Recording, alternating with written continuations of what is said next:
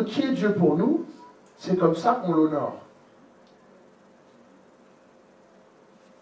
Et nous allons voir en fait un dilemme de qui est Dieu. Aujourd'hui, nous allons partager cette parole ensemble, ce moment ensemble, et nous allons traverser ce moment et réellement ensemble voir en fait qui est Dieu pour nous. Mais nous allons voir qui est Dieu pour nous du point de vue biblique. Ça vous dit? Et nous allons tourner premièrement dans Romains chapitre 7. Pour ceux qui ont une Bible, sinon, mets-toi à côté de quelqu'un qui a une Bible, sinon on va vous en prêter une, il n'y a pas de problème, il y en a des Bibles ici. On a de très très bonnes nouvelles, il y a TF1 qui arrive à l'église là bientôt. Il y a France 2 aussi. Julie, tiens, fait brocher. France 2. Et pas seulement ça, il y a un journaliste de médias photo qui va venir ici faire un article. Donc apparemment, Dieu veut encore nous mettre en plein dans les médias et faire des choses exceptionnelles. Donc, nous acceptons ce défi qu'il nous donne. Et par contre, pas ce mercredi-là, parce que je ne vous avais pas prévenu, parce qu'officiellement, il devait y avoir France 3 ce soir ici. Vous avez de la chance. Oh, mon brushing. Oh, ça serait venu avec mes cheveux. Hein? Tu t'étais pas rasé. Oh, le pantalon que j'ai sur moi. Oh. Alors quand je vais vous annoncer, promis les filles, surtout les filles, c'est les filles qui... Je vais vous annoncer quel mercredi ils vont venir. Et quand il va venir ce mercredi-là, maman, tout le monde va être clinquant comme ça, il va dire, ah, l'église c'est bien, même le mercredi on est comme ça, oui. En fait, c'est parce qu'il y a la télé, oui. Alléluia. Donc, nous allons voir en fait un petit peu ensemble qui est Dieu. Romains chapitre 7, on va commencer au verset 14 pour un petit peu parler arriver à qui est Dieu pour nous. C'est Paul, Paul qui a écrit à l'église de Rome. L'église de Rome était une nouvelle église. C'était un nouveau concept parce que Christ est mort premièrement pour les Juifs. Et Pierre était l'apôtre des Juifs. Et Pierre a commencé à toucher multitude et c'est pour ça qu'il est resté à Jérusalem. Il n'a jamais quitté. Parce que Jésus-Christ lui a donné les clés de l'église de Jérusalem. Ensuite, Dieu est venu chercher Paul et lui a donné les clés pour les païens. Et donc, les gentils, les païens. Donc, forcément, Paul était l'apôtre des païens. Et donc, c'est pour ça que Paul a touché Corinthe, Philippiens, Colossiens, Thessaloniciens. Il est parti jusqu'à Éphèse. Il a fait toute l'Asie mineure. Parce que lui n'avait pas cet appel pour rester à Jérusalem. C'est Pierre. Et dès qu'il y avait un souci quelconque, il revenait à Jérusalem et il gérait le problème avec Pierre. Donc, Pierre était au-dessus de Jérusalem. C'était l'apôtre. Là, et Paul, lui, voyageait. Il a quitté Barnabas, qui était missionnaire. Ensuite, il a commencé à suivre. Il a fait tout l'Asie mineure. Pierre est arrivé très très loin. En Grèce, l'île de Patmos, il a fait toutes ces petites îles. Il avait vraiment... Paul avait à cœur les îles. Amen. Et donc là, il va écrire à l'église de Rome. Et l'église de Rome était remplie de gentils, d'hommes et de femmes qui, en fait, ne savaient pas comment vivre, ne connaissaient pas la loi. C'était des païens comme toi et moi. C'était des gens qui ne connaissaient pas vraiment la loi et qui arrivent à la chrétienté. Qui comprend? Qui comprend? Hein? Tu as certaines habitudes et tu ne sais pas comment. Chez quelqu'un, il n'y a pas longtemps, j'avais quelqu'un au bureau qui me parlait. Et à un moment, il s'est énervé, il a dit un gros mot, il m'a regardé, il a fait « Oups, pasteur, pardon, c'est sorti comme ça. » Oui, je comprends, j'ai dit « Il n'y a pas de souci. » Ok? Donc on a nos habitudes et le Seigneur est venu nous trouver, est venu nous chercher. Et grâce à ce temps que nous passons en prière avec la lecture biblique, nous allons réellement traverser et transcender cet état de pécheresse que nous étions.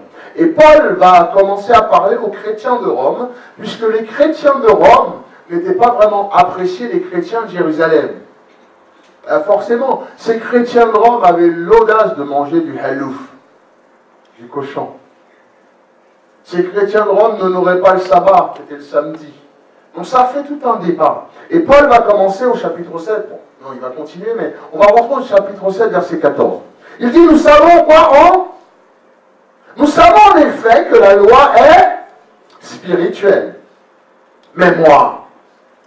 Et Paul parle de lui-même. Alors Paul, pour enseigner un enseignement, va parler de lui-même, va s'utiliser. Alors permettez-moi de me mettre à la place de cet homme, Paul, qui est si grand. Si je ferais simplement, allez, 1% de tout ce que ce monsieur a fait, franchement, je serais le plus heureux des hommes. 1%. Alors, je ne pense pas pouvoir les faire, Jésus revient bientôt, amen. Mais, pourquoi pas? Paul a dit, nous savons en effet que la loi est spirituelle, mais moi, je suis charnel, vendu au péché. Donc il parle de son état d'avant. Il dit, mais moi je suis charnel, vendu au péché, car je ne sais pas ce que je fais. Je ne fais pas ce que je veux, et je fais ce que je hais. Qui se retrouve là-dedans, là? Ah bon, il n'y en a que 3. Tous les autres, des hypocrites alors. Non, alors on va reprendre la phrase pour bien comprendre. Paul dit, écoute, nous savons en effet que la loi est spirituelle. Regardez-moi bien. Nous savons bien que quand Jésus est venu, bon, même quand tu es venu, il a dit à Adam, écoute, si tu manges de ce fruit, tu mourras. Est-ce qu'il est mort immédiatement? Il a vécu combien d'années plus tard? 900... Des années plus tard, il a encore vécu, il était toujours encore en vie. Donc nous voyons que cette mort-là n'est pas immédiate. Et nous savons que nous, assis ici, que si nous avons péché, la mort n'est pas immédiate parce que la loi, elle est spirituelle. Donc si nous mourrons spirituellement. Et Paul va... Ça, c'est le mercredi soir. Le mercredi, c'est lourd. Ok? Donc là, Paul va dire une chose, il va dire, mais, ok, je vais t'expliquer quelque chose. C'est vrai, la loi est spirituelle, mais moi, je suis charnel. Donc je vis dans la chair. Nous ne sommes pas de ce monde, mais forcément, nous vivons dans ce monde. Nous faisons tout, nous travaillons avec les païens. Nous mangeons avec les païens. Nous écoutons la radio et puis il y a des gros mots. Nous regardons la télé comme les païens. Forcément, pour les chrétiens, nous agissons comme vraiment des païens. On a l'argent dans notre poche, on dit toujours l'argent c'est sale. On rentre dans le métro, mon Dieu, on est chrétien, on rentre, on s'assoit à côté du non-chrétien. On est là comme ça, on fait tout, on lit, on rigole avec des blagues bizarres, on regarde des films bizarres. Forcément, un film, on le regarde. Je ne sais pas pour vous, hein. Moi, chez moi, c'est ça. Si on regarde un film simple, hein, et puis il y a une scène, tu vois, mon fils, il fait. Et moi, je fais. Et puis je zappe, ça ne m'intéresse pas. Pourtant, le païen, s'il était assis à côté de moi, il aurait continué à regarder.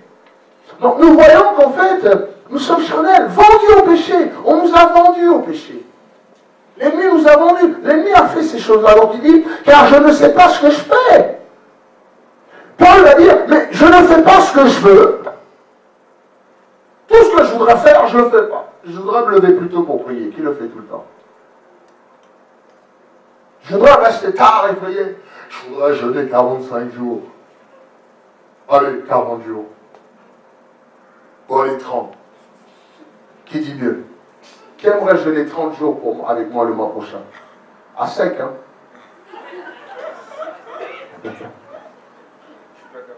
Il a dit il n'est pas capable. Cap ou pas cap? Ok? Je ne fais pas ce que je veux, mais je fais ce que je hais.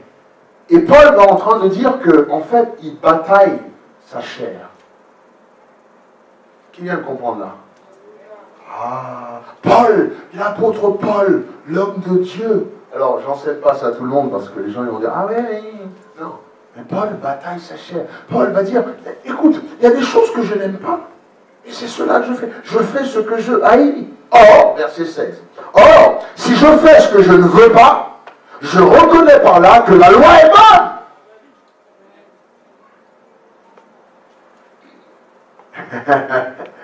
On a la même Bible, hein? Amen.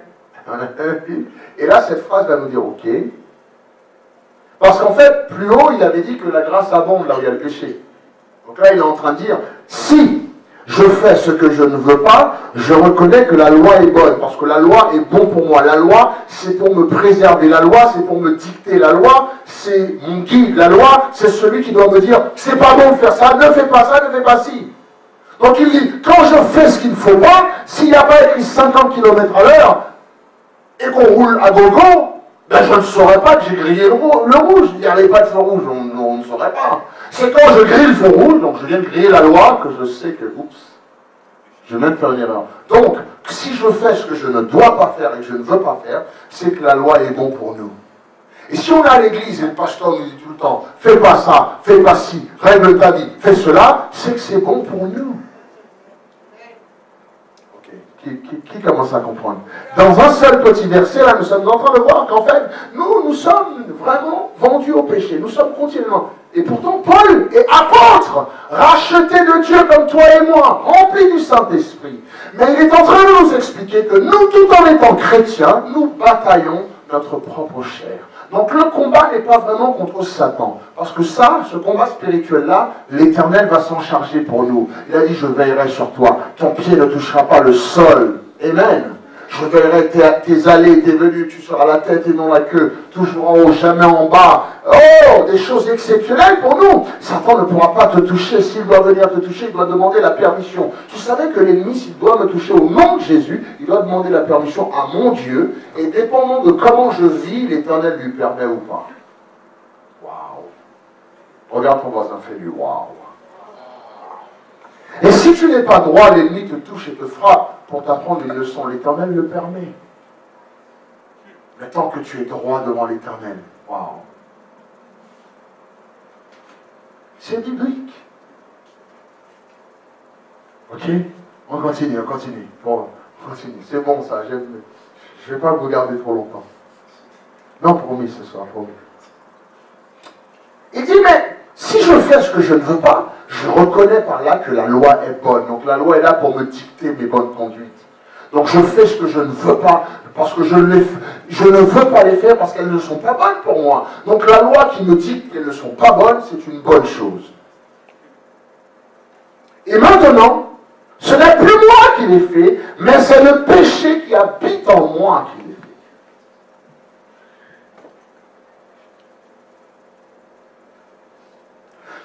Ce qui est bon, je le sais, n'habite pas en moi. Paul. Ce qui est bon, je le sais, n'habite pas en moi, c'est-à-dire dans ma chair.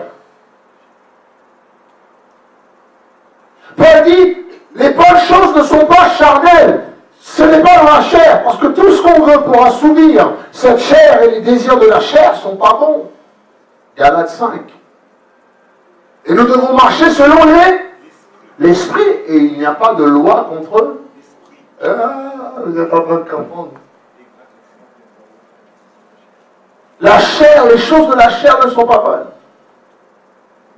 La méchanceté, les querelles, les disputes, la jalousie, l'animosité, toutes ces choses de la chair. Qui le sait, des fois, quelqu'un fait une chose et... Je vais te donner un exemple tout simple. Il faut mettre ça sur Internet ou sur le web, faut. Un exemple tout simple. On était en train de parler, moi, avec Marc Lebel récemment, et j'allais rentrer dans un rendez-vous qui était très difficile pour moi. C'était un rendez-vous difficile. J'expliquerai après. Et dans ce rendez-vous-là, je dis, Marc me dit, ben, pasteur, si tu veux, tu rentres dans le rendez-vous, et dans 10 minutes, je t'appelle. Et comme ça, tu es occupé et tu sors du rendez-vous. C'est bien ça. Et moi, je dis d'accord. Et j'ai fait un pas, 2 pas, et j'ai fait non. Et j'ai compris, il voulait me sauver. Il voulait me dire, faire sortir pour que je sorte. Et j'ai compris, et je me suis dit, mais si je fais ça, j'aurais menti. J'ai qu'à me lever. Je vais vous dire encore une chose qui m'est arrivée et que je n'ai pas dormi pendant 1 semaine. Je demande pardon à Dieu pour ça. Quand j'ai mis la voiture du gars dans le parking. J'ai pas dormi pendant 1 semaine. Je suis parti comme ça, et Dieu il a fait, t'es content de toi? Mais t'es malade quoi? Et je me suis arrêté au feu rouge, j'ai fait demi-tour, j'ai fait, mais il n'y a plus personne pour pousser avec moi. Il m'a pas laissé dormir pendant 2 jours. Je t'assure. Et tu sais ce qui est arrivé après? Je suis arrivé là-bas, j'ai fait, non, pourquoi j'ai fait ça? C'est pas grave. Et Dieu dit, mais t'es content de toi maintenant? J'ai dit, oui, mais de toute façon, ils l'auront soulevé dedans. Oui, mais ils l'auront soulevé, mais c'était pas à toi de le mettre là-dedans. Je suis là dans je sais plus quoi faire. Et j'ai dû me repentir. C'était pas méchant, c'est pas un acte méchant. C'est pas quelque chose de méchant que je fais. Parce que, écoute-moi bien, une fois, ma voiture est bloquée, je dois partir. Klaxon, klaxon, klaxon. J'ai appelé la fourrière.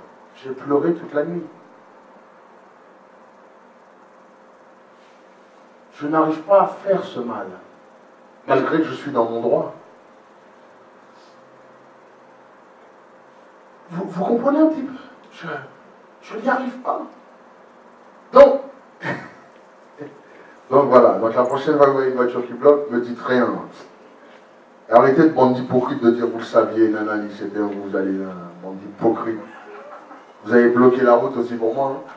Vous avez fait la circulation, hein. Hypocrite que tu veux. T'as poussé la voiture aussi, toi, hein. Amen, amen. Non, mais c'était gonflé ce mec, de toute façon. C'est autre chose. Mais je vais vous parler de moi, de ma personne à moi. Vous voyez, des petites choses simples comme ça qui disent rien, et pourtant c'est énorme pour moi. C'est dingue, c'est dingue. On continue, il faut que j'aille. Il faut qu'on y aille. Regardez. Donc il dit, maintenant ce n'est plus moi qui fais ces choses. Donc c'est pas moi qui a fait ça, la voiture là. C'est le péché en moi. Parce que ce qui est bon, je le sais, habite en moi, c'est-à-dire dans ma chair. Et regardez ce qu'il dit. J'ai la volonté. Dis-le à ton voisin. J'ai la volonté, ma soeur, j'ai la volonté. Tu vois ce que je veux dire? Regarde ce qu'il dit. J'ai la volonté, mais non le pouvoir de faire le bien. La chair est faible, mais l'esprit est. Et même si l'esprit est bien disposé, fort, j'ai la volonté. Le gars, il vient, et tu as envie de le pardonner, tu as la volonté qui a la volonté. Mais quand tu le vois, il vient et te regarde, tu fais, laisse tomber. Tu as la volonté, mais tu n'as pas le pouvoir de le faire. Tu le comprends? Le gars, il vient dans la rue, il fait, qu'est-ce qu'il y a, toi? Tu sais qu'il ne faut pas répondre. Tu as la volonté. Tu comprends? Tu as cette volonté, mais non le pouvoir de faire le bien. Car je ne fais pas le bien que je veux, et je fais le mal que je ne veux pas. C'est bien dans ta Bible, ça, ou bien j'ai trafiqué la Bible là ce soir? On dirait que j'ai trafiqué la Bible ce soir. Parce que ce discours-là, c'est pas tous les pasteurs qui peuvent parler comme ça. Et là, on dirait que moi j'ai trafiqué le mien, mais est-ce que j'ai eu le temps de trafiquer les vôtres aussi? C'est écrit dans le vôtre aussi? Ah. Donc quand on voit ça, on se dit, mais j'ai la volonté, mais non le pouvoir de faire le bien. Verset 19, car je ne fais pas le bien que je veux, mais je fais le mal que je ne veux pas. C'est Paul qui parle. Qui le comprend maintenant? Waouh! Et est-ce que Paul parle de lui-même ou il parle de beaucoup d'entre nous là? Ah! On continue. Verset 20. Et si je fais ce que je ne veux pas, ce n'est plus moi qui le fais, c'est le péché qui habite en moi. Si je fais ce que je ne veux pas, c'est le péché qui habite en moi qui le fait.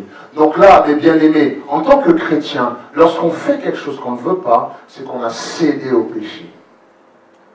Aïe. Attention, moi je vais aller jusqu'au bout. Je ne vais pas te laisser comme ça pour dire « Ah bon, hein, j'ai fait ce que je ne veux pas. » Parce que là, dit c'est bon. Parce que là, dit c'est bon. Je peux faire ce que je veux, parce que je fais ce que je ne veux pas. Je ne fais pas ce que je veux. Je n'ai pas compris sa phrase, mais c'est bon. Moi, personnellement, je ne vais pas te laisser à ce niveau-là. Il faut qu'on aille plus loin. Il faut que je t'explique la parole. Amen. Heureusement. Si je peux te rentrer dans un tel cafouillage biblique, je peux t'en sortir facilement aussi. Il n'y a pas de souci. Il y en a qui ne rentrent pas dedans, qui n'arrivent pas à les...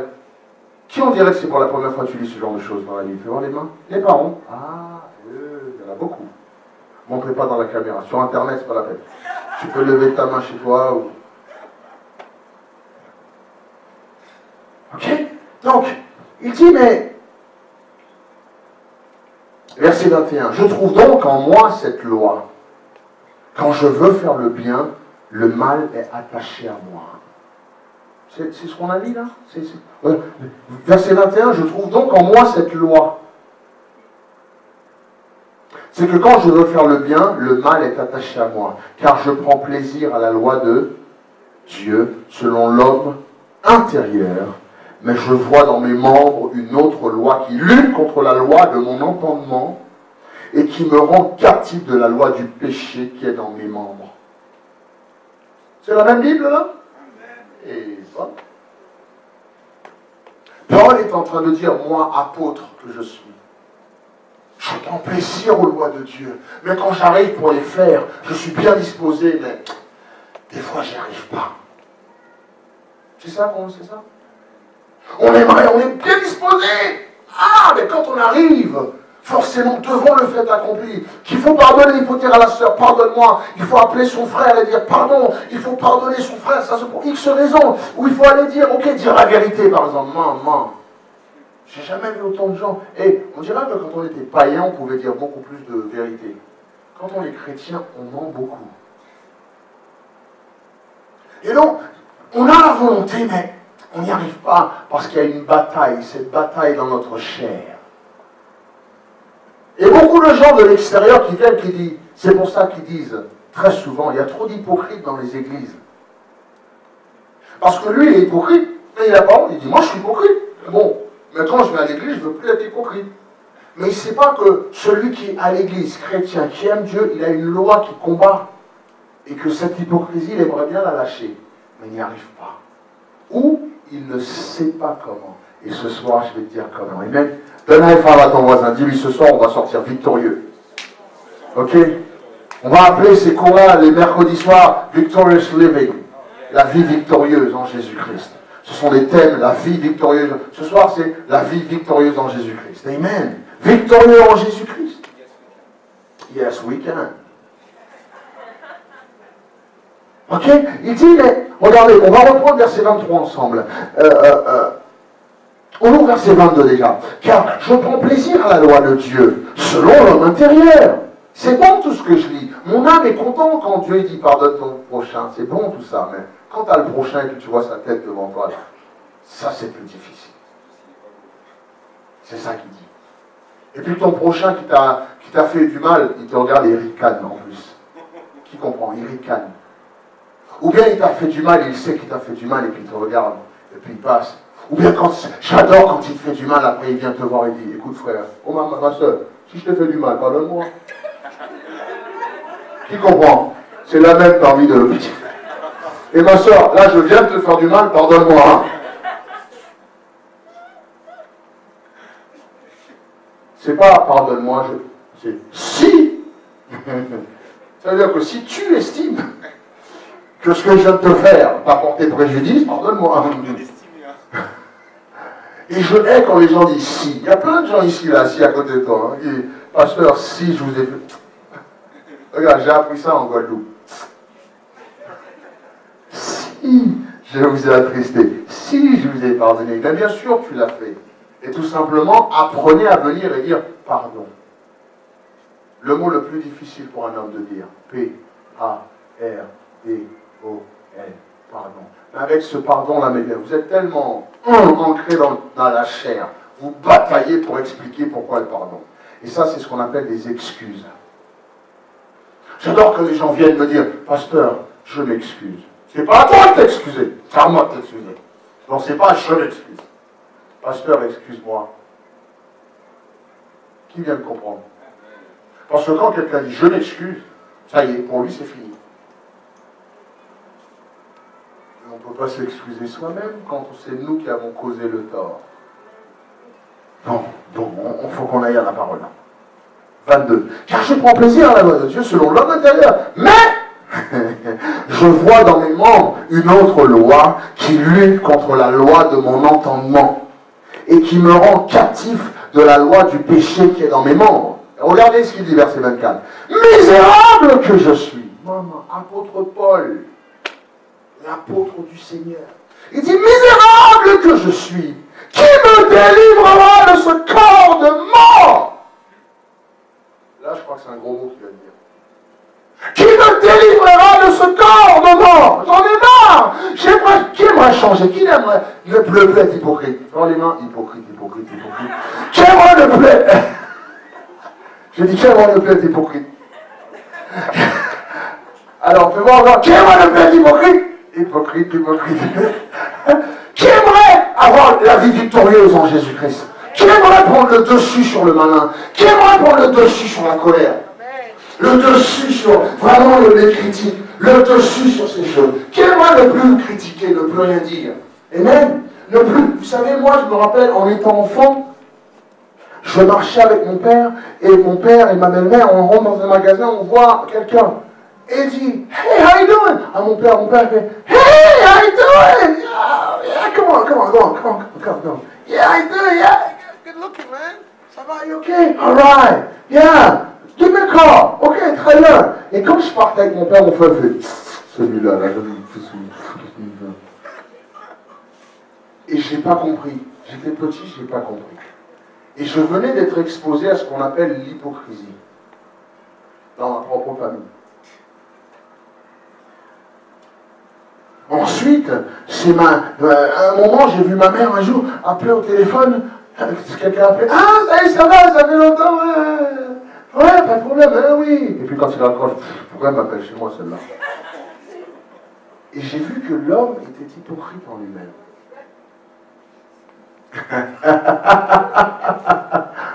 Est-ce que ça nous rappelle nous? Les parents, tu vois la main? Quelqu'un t'appelle, tu te dis, mais c'est la chair. Et c'est... Fais voir la main, la soquelle, elle fait, ok, d'accord. Le petit doigt, elle se lève. Alléluia. Sinon, c'est un mensonge. Parce que quand je ne veux pas voir quelqu'un, je lui dis,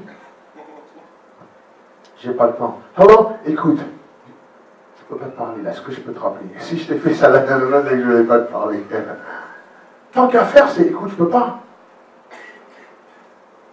Autant qu'à faire, la raison pour laquelle cette personne, je souris, soi-disant qu'on a une relation, tant qu'à faire, c'est parce qu'on a un problème entre nous. Et Dieu veut que tu règles ce problème. C'est ça, prendre le dessus sur la chair. C'est d'avoir le courage d'aller voir cette personne et de dire, écoute, tu avais fait ça un jour, ça m'a vraiment blessé, depuis je te fuis. Parce qu'à l'église, maintenant on en revient à l'église, on peut être chrétien et pas avoir de vie chrétienne, tu le sais ça. Comme on peut être père et pas avoir de vie parentale, ou marié et pas avoir de vie maritale. On peut être chrétien et vivre totalement comme un païen, parce qu'on ne sait pas comment vivre comme un chrétien. J'ai appris 20, 30, pour certains 40 ans, à vivre avec les vices de ce monde et les choses de ce monde. Comment du jour au lendemain tu viens à l'église, alléluia, tu peux penser que ça disparaît d'un coup? Eh ben non, il faut tout réapprendre, la vie chrétienne. Et cette vie qui nous attend, mes bien-aimés, j'aimerais vous voir tous, chacune et chacun d'entre vous, au ciel, le jour où le Seigneur revient chercher son église. Mais maintenant, mes bien-aimés, regardez, la vie que Dieu veut qu'on mène là-haut, là, c'est d'abord ici qu'il faut régler nos différends. Je répète, pour vivre là-haut, l'Éternel ne veut pas se prendre la tête avec deux sœurs qui se crêpent le chignon là-haut, t'as compris? Il veut que ça soit réglé dans l'église. Et l'église, ici, n'est qu'un reflet de la vie que nous allons mener au ciel. Et si nous n'arrivons pas à nous entendre, nous pardonner, mettre la chair de côté, à terre, écrasée, crucifiée, Jésus a dit de porter sa croix chaque... C'est pas comme à la Madonna, hein, ou à la 50 Cent, d'avoir un petit croix autour du cou et dire je porte ma croix. Non, c'est chaque jour crucifié, quand tu peux répondre, quand tu peux parler, quand tu peux te défendre, de t'accepter d'aller à la croix et de fermer ta bouche. C'est ça. Et ça, un homme comme ça, une femme comme ça, mérite totalement sa place aux côtés de ce Seigneur qui lui a fermé sa bouche. Es-tu le Fils de Dieu? Pas répond. Il n'a rien dit, comme un agneau. Mais nous, chrétiens, oh, c'est carré. C'est tac au tac. Moi, je ne joue pas au jeu de tirage, moi. C'est carré. La dernière fois, quelqu'un m'a dit, pasteur, écoute, je suis comme ça, je suis normand. Ou bien je suis corse. Et je me rappelle, il y avait une dame qui, c'était en Guadeloupe, qui parlait fort. On dit, mais pourquoi tu parles comme ça? Elle a dit, mais c'est mon estomac, c'est mon... Comment on dit en créole? C'est mon estomac comme ça. Je parle fort comme ça. Mais... Et les gens disent, mais attends, c'est mon caractère, hein, je suis comme ça. Il y en a qui vont aller en enfer avec leur caractère. J'espère que ce caractère-là va t'aider en enfer. Quand il va y avoir le feu, ça va chauffer là. Hey, oh! J'espère que... Il n'y aura pas de pompier en plus. J'espère que ce caractère pourra t'aider en enfer parce que forcément ce caractère-là va t'y emmener, malheureusement. Jésus s'est tu. Jésus s'est tu. Jésus s'est tu. Donc il dit, misérable, qui va me sortir de ce corps de mort? Parce que mes bien-aimés, si nous continuons à accomplir les œuvres de la chair, nous n'hériterons pas le royaume des cieux. Galates chapitre 5, versets 18, 19, 20, 21, 22. Nous devons vivre selon l'esprit. Maintenant, Paul, on ne va pas se quitter là. Paul dit quelque chose. Verset 25. Grâce soit rendue à Dieu par Jésus-Christ, notre Seigneur. Ok. C'est étonnant, parce que Paul pose une question. Il y a très peu de questions dans la Bible. Hein. Il y a beaucoup d'affirmations. Et Paul dit, qui va m'aider avec ce corps de chair? Qui va m'aider avec toute mon hypocrisie? Qui va m'aider à sortir? Je fais ce que je ne veux pas et je ne fais pas ce que je devrais faire. C'est un problème. Je bataille ce combat. Et on peut rester là en se disant, c'est notre cas à nous. On est là, on fait les choses, on n'aimerait pas. Mais qui pourra nous aider? Et là, Paul va nous aider. Je vais te l'expliquer un petit peu. Il dit, grâce soit rendue à Dieu par Jésus-Christ, notre Seigneur, point d'exclamation. Juste avant, c'était une question. Qui, nanani, nanana? Maintenant, deuxième phrase, point d'exclamation. Grâce soit rendue à Dieu par Jésus-Christ, notre Seigneur. Il y a 3 petits points. T'as les 3 petits points aussi? T'as plein de petits points là? Paul te laisse réfléchir. Tu mijotes un peu, tu comprennes un truc. Et il continue. Ainsi donc, moi-même, je suis par l'entendement esclave de la loi de Dieu, et je suis par la chair esclave de la loi du péché. Donc il dit, ainsi donc, moi-même, ok, je suis par l'entendement esclave de la loi de Dieu, donc je veux faire les choses, mais en fait, je suis par la chair esclave de la loi du péché. Donc il dit, maintenant, de l'entendement de mon être, je veux faire les choses bien, mais de la chair, je suis esclave à la chair. Donc qu'est-ce que je devrais faire? Et là, on bascule au chapitre 8. Rappelez-vous, c'était un courrier. Il ne faut pas... Alors, n'ayez pas honte, s'il vous plaît, mais qui lisait en fait un truc, et comme on change de chapitre, il arrête et dit, ben, c'est fini. C'est une suite. C'est juste pour le lire seulement qu'ils ont mis ça, mais c'est une grande lettre. C'est la lettre des Romains, du 1 au 20 et quelques. Okay, on continue. Il dit, au verset 8, il dit, bon, alors à ce moment-là, il n'y a donc maintenant aucune condamnation pour ceux qui sont dans Jésus-Christ. Trop souvent, nous avons pris ce verset, le sortir de son contexte pour dire, il n'y a plus de condamnation pour ceux qui sont en Jésus-Christ. Et puis tu regardes ta soeur, tu fais, regarde celle-là, là. Et tu penses que d'où viendra cette condamnation? Tu penses que c'est Satan qui te condamnait? Mais c'est fini, c'est terminé. Une fois que tu es baptisé, tu appartiens à Dieu, il n'y a plus de condamnation, c'est fini. Donc il ne parle pas de cette condamnation-là. De quelle condamnation parle-t-il? De la condamnation de notre état, de la façon qu'on vit. Le terme condamné veut dire comme un damné. C'est-à-dire celui qui attend la mort. Et il dit que nous, qui va me sauver de ce corps de mort? Condamné. Ainsi donc, il dit, mais grâce soit rendue à Dieu en Jésus-Christ. Après, verset chapitre 8, il dit, il n'y a donc maintenant aucune condamnation pour ceux qui sont en Jésus-Christ. Il va continuer à nous expliquer quelque chose. En effet, la loi de l'esprit de vie en Jésus-Christ m'a affranchi de la loi du péché et de la mort. Le terme affranchi veut dire payer le prix.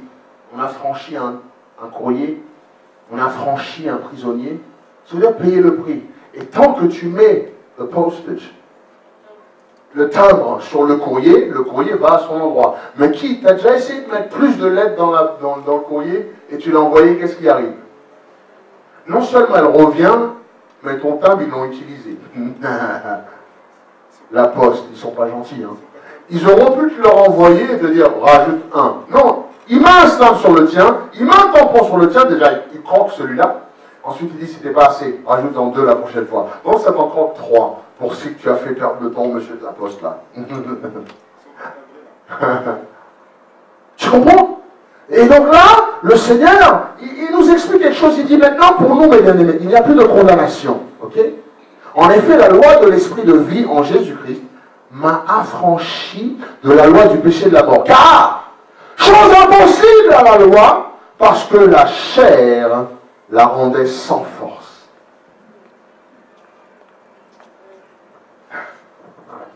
Chose impossible à la loi, parce que la chair la rendait sans force. Un exemple tout simple. Les diplomates, ils peuvent se garer sur le trottoir. Ils n'ont pas de PV. La loi de l'esprit de diplomate qui vit en eux les a affranchis de tous ces PV-là. Chose impossible à des gens comme nous qui sont sous la loi. Oh là là, give me five, come on. Chose impossible pour toi et moi. Mais lui, le terme de diplomate, la plaque verte qu'il a, lui permet de faire ça. Et donc là, il est en train de dire que toi et moi qui sommes en Jésus-Christ, nous sommes affranchis de cette loi. Mais c'est pas fini, c'est pas fini. Rappelle-toi, qui est ce Dieu? Rappelle-toi.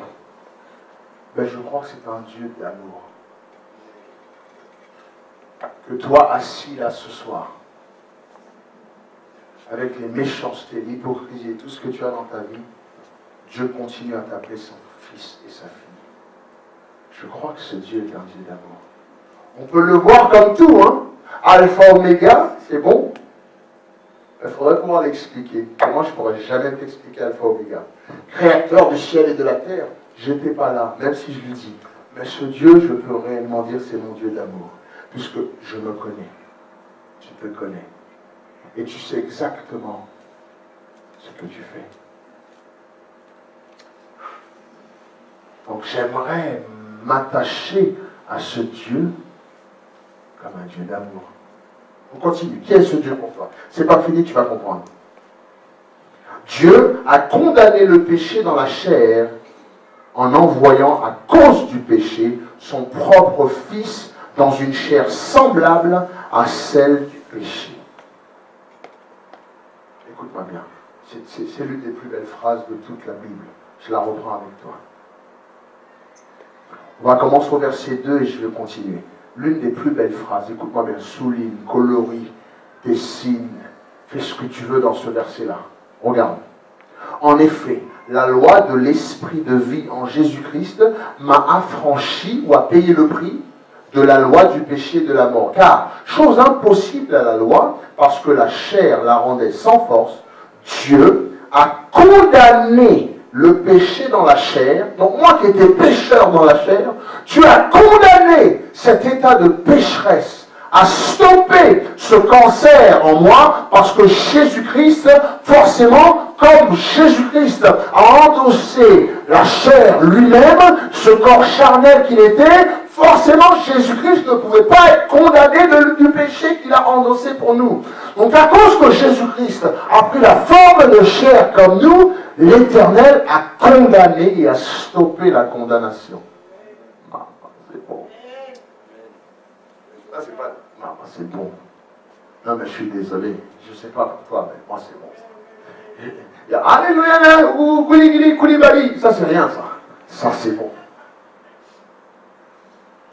Parce que là, c'est Dieu qui nous parle lui-même. C'est dans sa Bible. C'est lui qui nous parle et qui nous révèle ça, qui nous dit, écoute-moi bien. Dieu a condamné, je reprends, hein, verset 3. On est ensemble? Ok.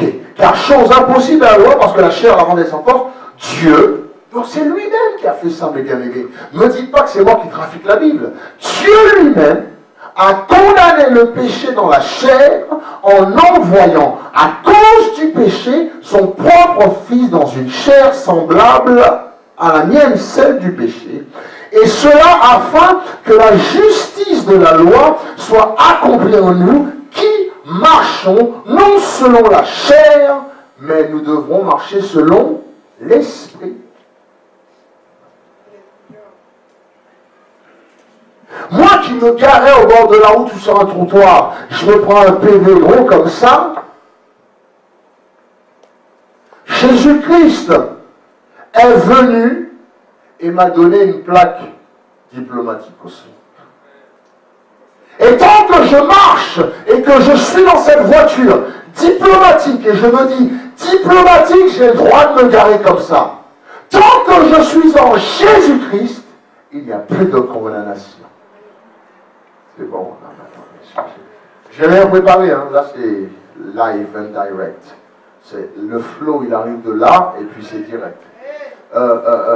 Tant que je suis dans cette voiture diplomatique, j'ai le droit de me garer là. Si je sors de cette voiture diplomatique, et je prends une autre voiture, et j'ai oublié que je ne suis pas dans la voiture diplomatique, je me prends un PV. Tant que nous sommes en Jésus-Christ, il n'y a plus de condamnation. Si nous sortons du fait d'être en Christ, nous tombons sous la condamnation. Je fais ce que je ne veux pas. J'aimerais faire des choses, mais je ne les fais pas. Qui pourra me sauver? Dieu nous dit, tant que tu restes en Jésus-Christ, tu as un avocat. Il te pardonne. Le terme en Christ, si je fais un cercle là, je fais un cercle, hein, on va bientôt finir, et que on envoie une flèche au milieu, on a touché, n'est-ce pas? Bon, on va prendre un autre exemple, Paris, l'escargot. Si j'habite dans le premier arrondissement, je suis parisien. Si j'habite dans le 18e, le 19e alors, un 20e.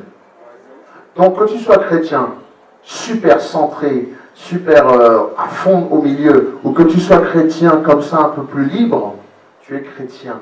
Tant que tu restes en... Si tu habites Saint-Ouen, tu es à Paris, et à Pantin là. Bon écoute, là, Paris c'est là-bas là, sous le pont, tu habites là, t'es où? Mais eux, ils peuvent se penser qu'ils sont à Paris. Mais ils ne sont pas à Paris. Que tu as péché, tu as dit un gros mot, tu as tué un homme, tu es hors de Christ. Donc il ne faut pas arrêter que ton petit mensonge ou ton petite hypocrisie est un tout petit péché. Et que regarde ce voleur, regarde ce brigand. Moi c'est un tout petit péché, mais bon Seigneur, tu comprends, mais regarde celui-là. Il a une boucle d'oreille là dans le nez.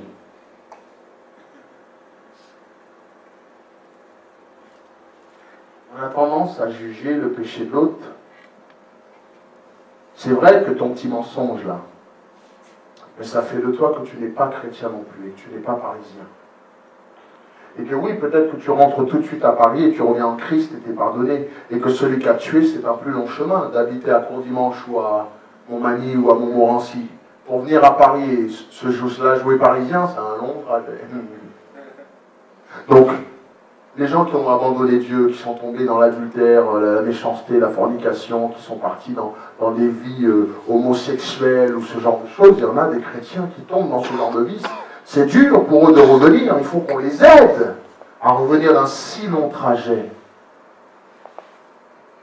Mais celui qui a volé pour moi est exactement perdu comme celui qui est homosexuel aujourd'hui. Parce qu'il n'est pas en Christ. Et ce n'est qu'en Jésus-Christ que nous n'avons plus de condamnation. Et je vais finir rapidement. C'est tellement bon. Amen. Là, c'est des crevettes. Qui aime manger les crevettes? Alors, qui préfère les crevettes à décortiquer ou ceux qui sont déjà décortiqués? Tu sais pourquoi tu aimes à décortiquer? Parce que tu prends plaisir à le faire. Et là, la parole, on le décortique.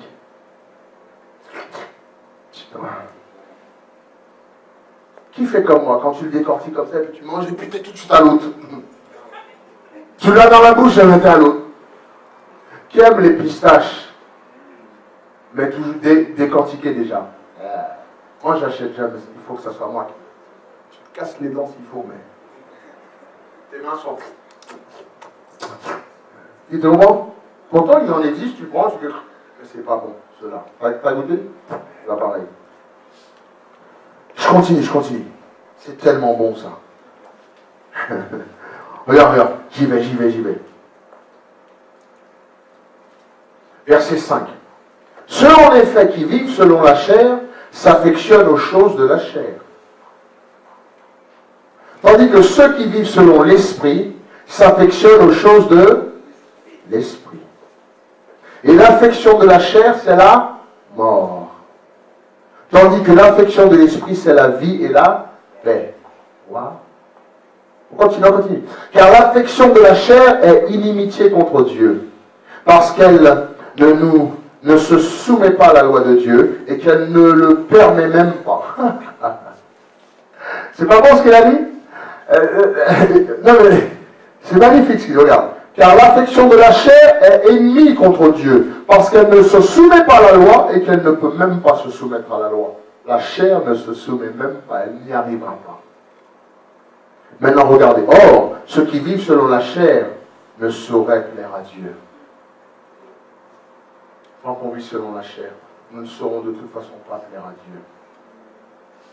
Donc ne dites pas dans mon cas, mon caractère, mais Dieu connaît, Dieu m'aime quand même. C'est pas possible. Je suis comme ça. C'est pas possible. C'est mon tempérament. Il faut m'accepter comme je suis. Non, je t'aime trop, c'est pour ça que je ne veux pas te laisser comme tu es. Oui, mais mes amis m'aiment comme je suis. Moi, je t'aime plus. C'est pour ça que je veux t'en sortir. Les amis t'aiment, ils te gardent comme ça. Moi, je t'aime tellement que je ne veux pas te laisser comme ça. Alléluia.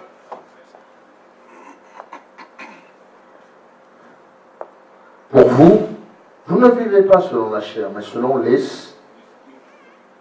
Si du moins l'Esprit de Dieu habite en vous. Oh là là. C'est ce qu'il vient de dire là? Regardez. Il vient, Paul, d'expliquer un combat qu'il mène et qu'il a mené en tant que non-chrétien. Et qu'ensuite il arrive, il dit, mais pour vous, nous là, vous ne vivez pas selon la chair, mais selon, si du moins l'Esprit de Dieu habite en Paul, je suis cassé. Si quelqu'un n'a pas l'Esprit de Christ, ben il ne lui appartient pas. Vous comprenez pourquoi vous... Si quelqu'un n'a pas l'Esprit de Christ en lui, il n'appartient pas à Christ. C'est dur, hein? Et Jésus reviendra chercher que ceux qui lui appartiennent. Je continue. Et si Christ est en vous, le corps, il est vrai, est mort à cause du péché, mais l'esprit est vie à cause de la justice.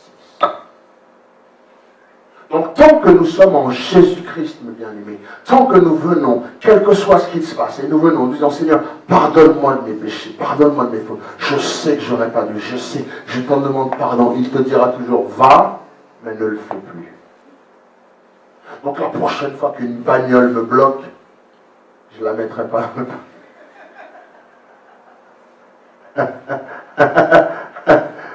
Amen. Voilà, si vous venez, vous faites le guet là pour bloquer les voitures, pour que j'aille mettre la voiture dans le parking. Moi, c'est moi qui vous dis. J'ai pas dormi pendant une semaine à cause de ça. Si tu m'appelais, je répondais à tous mes mails à 2-3 heures du matin. Les gens disent, mais tu dors pas, pasteur? Je dis, mais raconte, pasteur, qu'est-ce qui se passe? Non, si tu racontes, tu vas rire. Donc j'ai pris un contrat, je dis, écoute là, une voiture qui est bloquée, je l'ai mis dans le parking et puis ça me gêne, j'ai pas dormi. Je dors pas. Ça m'a fait mal au cœur.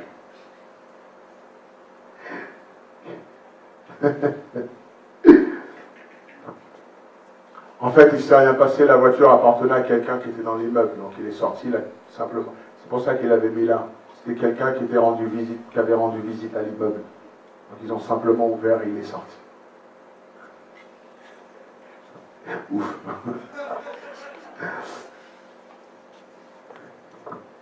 Si Christ est en vous, le corps, il est vrai, est mort à cause du péché, mais l'esprit est vie à cause de la justice. Et si l'esprit de celui qui a ressuscité Jésus d'entre les morts habite en vous, ben celui qui a ressuscité Christ d'entre les morts rendra aussi la vie à vos corps mortels par son esprit qui habite en vous. C'est pas beau ça? Qui est ce Dieu pour moi? Un Dieu de grâce. Qui est ce Dieu pour moi? Un Dieu d'amour. Qui est prêt à venir mettre son esprit de moi dans un corps charnel comme je suis et me rendre la vie, même quand je méritais de mourir. Qui est ce Dieu pour toi? Parce que pour moi, je vois un Dieu qui aurait pu me tuer. Je vois un Dieu qui aurait pu me désintégrer, un Dieu qui aurait pu totalement m'oublier, à la moindre erreur que je fais, aurait pu casser mon cou, un Dieu qui aurait pu me regarder en faire, c'est lui mon serviteur, c'est lui qui se dit mon enfant ou ma fille qui fait ça, c'est ce Dieu-là qui aurait pu faire ça, et tout en me regardant, qui me dit écoute, je te pardonne. C'est Dieu, c'est ça pour moi. Dieu est le pardon personnifié. Et j'aime raconter cette histoire, cet homme qui se lève et qui a droit de vie ou de mort, ce roi. Et ce roi, tous les jours, il s'assoit, et tous ceux qui font le péché, qui brisent les lois de son pays, il les met à mort. Et un jour, il dit, je vais voir si j'ai vraiment cette autorité. Parce que je tue qui je veux. Ben tiens, je vais essayer de sauver une personne demain, tiens, pour vraiment voir si j'ai vraiment le pouvoir. Et le lendemain, on lui ramène un homme, et cet homme avait volé un poulet dans le poulailler du roi. On dit, roi, son éminence, cet homme a volé un poulet dans votre poulailler, donc il va mourir, amen. Et lui dit, le roi dit non, libérez-le. Mon éminence, oui, j'ai oublié de vous dire que c'était dans votre poulailler qu'il a volé le poulet. Le roi dit, libérez-le. Les gens commencent à chuchoter. Mon éminence, la loi dit que quiconque vole est tué. Donc, pardonnez-nous, cet homme a volé un poulet dans votre poulailler, donc la loi dit qu'il devrait mourir. Et le roi a dit, libérez-le. Mais monsieur, ce n'est pas possible, la loi dit. Et le roi dit, mais moi je dis, libérez-le. Il y en a qui se lèvent, qui disent, non, mon Seigneur, ce n'est pas possible. Là, et tout le monde. Et le roi se lève et dit, mais qui a fait la loi?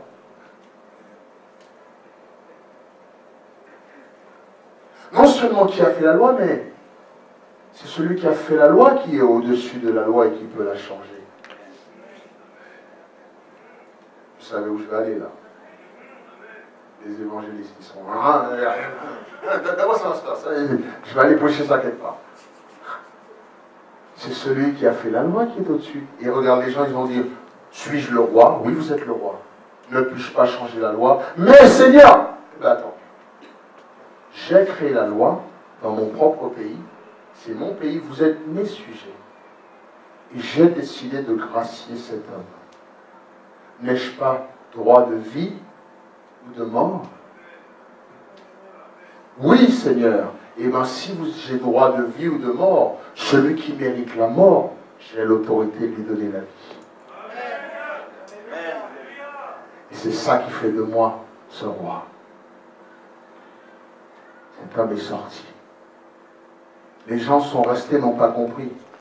Mais c'est une histoire que j'ai fabriquée pour simplement vous parler de Dieu. Car Dieu est au-dessus de la loi. Quiconque pêche meurt. C'est la loi. Mais quand Dieu lui-même vient et a décidé de la changer et de nous gracier, qui es-tu pour nous condamner? Donc il n'y a plus de condamnation pour ceux qui sont en Jésus-Christ. Ne me condamnez pas. Car le roi des rois a décidé de nous gracier. Nous méritions la mort. Nous méritions d'être tués. Quiconque pêche meurt, la Bible dit. Mais Dieu, dans son infinie bonté, son amour, a décidé de nous gracier. Pourquoi? Parce que son Fils a porté ce corps charnel comme nous. Et donc son Fils aussi méritait la mort. Et comme son Fils a accepté volontairement d'accepter cette mort, Dieu change la loi.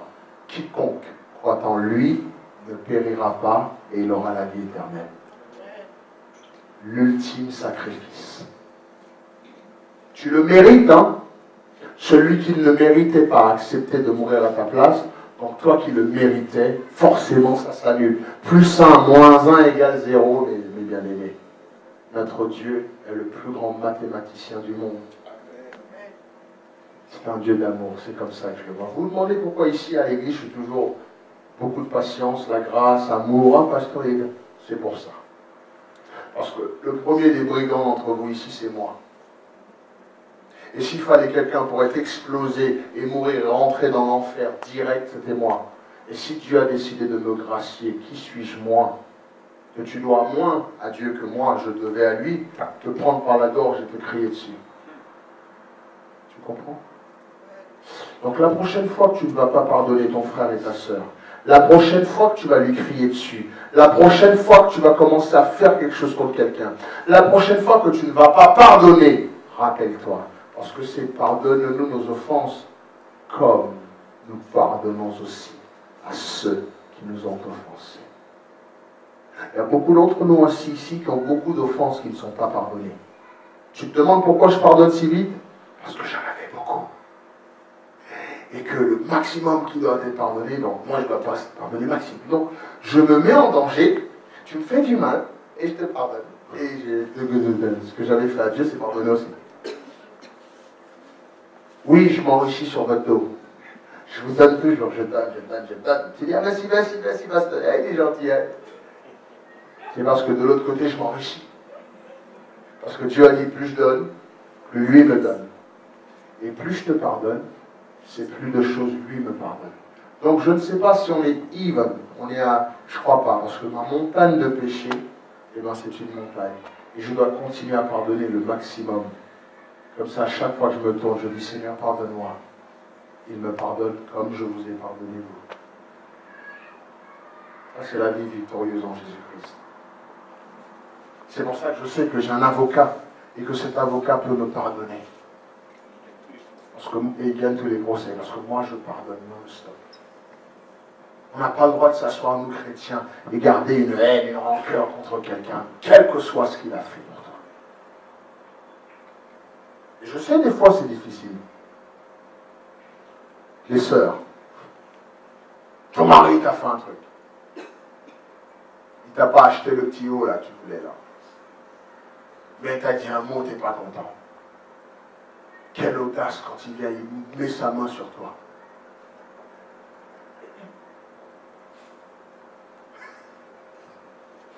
Là, je suis sur un terrain dangereux. Les soeurs, ils ont fait. Va pas là.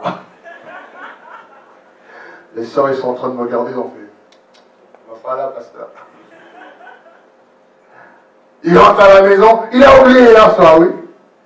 Il a oublié quand il t'a créé la main. Et puis il vient, il pose la main sur ta main comme ça va, chouchou, tu fais. D'accord. Oh. Et le gars, il te regarde, genre, il a la mémoire courte. Qui comprend les soeurs? Mais pourquoi, chérie? Pourquoi? Elle a juste posé pourquoi. Maman, fallait pas. C'est vrai, Didier? Didier, il se cache derrière la caméra. Ouais, c'est vrai, ouais.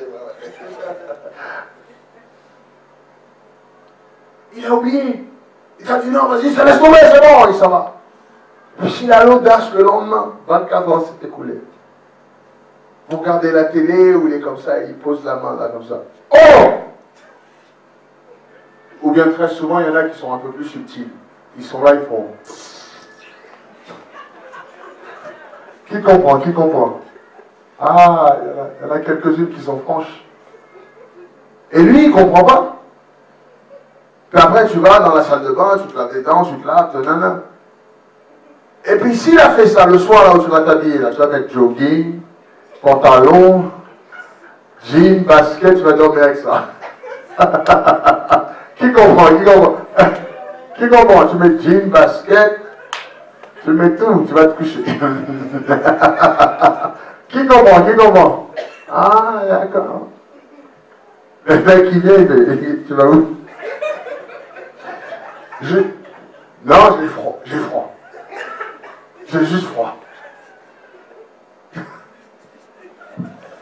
Qui comprend? Non, mais sœur, il faut pardonner. Alléluia. Et ça arrive aussi de l'autre côté, à l'inverse, les hommes aussi. Qui le sait que nous, les hommes, on est rancuniers aussi? Mais nous, on est différents, nous. Quand la femme nous fait quelque chose et puis on n'est pas content, on rentre tard. Qui comprend?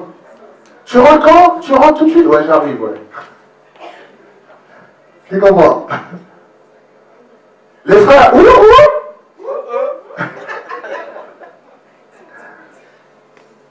et puis tu rappelles encore, tu dis, attends, t'arrives ou pas? Ouais, mais je te dis j'arrive. Mais je te dis j'arrive, pourquoi tu prends la tête? Mais là je vais rester là, qu'est-ce qu'il y a? Qui comprend? À la moindre truc t'exploses, ah non, je reste là. Attends. Les sœurs, faut pas lui donner l'opportunité d'oser. Sinon, faut laisser. Alors, tu arrives, chérie? Ouais, j'arrive tout de suite. Mais je suis là, je suis à côté. Qui comprend, c'est pas vrai. De qui? Sabrina, elle sait dès que je dis je suis à côté. C'est le mot, ça veut dire je suis loin. Quand je dis je suis loin, c'est que je suis à côté. Non, je suis à côté. Ouais, j'arrive, ouais. Puis tu restes. Et puis pour les punir, parce qu'il y a un truc, ou le manger, ou voilà, elle a dit un truc devant tes copains, elle a dit un truc. Très souvent, c'est des petits trucs subtils. Des fois, les sœurs, vous me dites, mais ce soir, c'est pas cours de mariage, hein. Cours de couple. C'est une autre fois. Mais c'est des choses comme ça qu'on parle. Des fois, c'est subtil. Des fois, c'est parce que, un jour, il y a un frère, on était ensemble comme ça, et puis la sœur regarde et fait, mais pasteur, vraiment, t'inquiète pas, il est vraiment bête, lui. Non, mais elle a dit ça comme ça. Le fois, elle a fait, et j'ai dit, il y a baston, là. Après, la sœur a dit ça comme ça, elle est partie. Après, le fois, elle est venue, il a fait, pasteur, tu veux pas que je t'aide un peu, je reste ici un peu pour t'aider? J'ai fait, non, frère, rentre. Il fait, non, mais c'est bon, je peux rester. Et puis la sœur, elle attend là. Je fais, frère, rentre. Il fait, non, pasteur, non, moi je pars pas tant que t'es là. Alors là, j'ai compris ce qui s'est passé. C'est que parce qu'il a dit ça, il va le faire attendre derrière là. Et comme il sait, moi je vais rester comme ça. Donc après, j'ai appris après, il est rentré dans la voiture et commence à rouler. La sœur, elle a froid, il fait froid. Écoute, tu peux mettre le chauffeur. Là, il ne marche plus.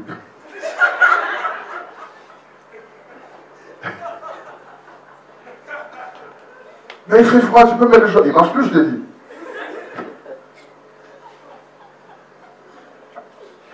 Bon, on verra ça dans le cours de couple. Amen. Bon, je retourne à mon cours de vie. Il est déjà tard, c'est fini. Qui le sait qu'en Jésus-Christ, on peut s'amuser. Et que dans tout ça, il faut savoir comment revenir à son premier amour et dire Seigneur, pardonne-moi. Et que Jésus nous pardonne et nous libère de ça. Je vais sauter, je ne peux pas aller. Je vais sauter. Chapitre 8, verset 18. Il dit, je saute. Il dit, j'estime que les souffrances du temps présent ne sauraient être comparées à la gloire à venir qui sera révélée pour nous. Ce Dieu qui aurait pu nous punir, mes bien-aimés. Ce Dieu qui aurait pu nous éloigner à cause de nos péchés, notre vie pécheresse, nous a préparé une gloire exceptionnelle. Qui est ce Dieu pour moi? Qui est Dieu pour moi? Un Dieu d'amour.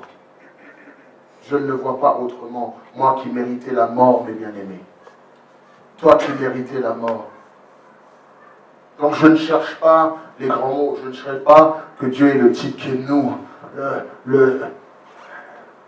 Moi, je suis gaga de Dieu et je crois en Dieu et je suis amoureux de Dieu. Je m'accroche à Dieu comme si c'est le plus grand amour de ma vie. C'est que quand je méritais quelque chose, c'est totalement l'inverse qu'il me donne. J'étais condamné, mes bien-aimés, il m'a pardonné. Comment puis-je ne pas aimer un Dieu comme ça? Les autres dieux, il faut marcher sur ses genoux, il faut se fouetter, il faut aller pour les médicaments, mettre les produits, prendre les petits sacs, mettre les pagnes. Qui le sait là pour que tu sois béni, ton Dieu là, il faut faire un bain à minuit, un produit qui sent mauvais là.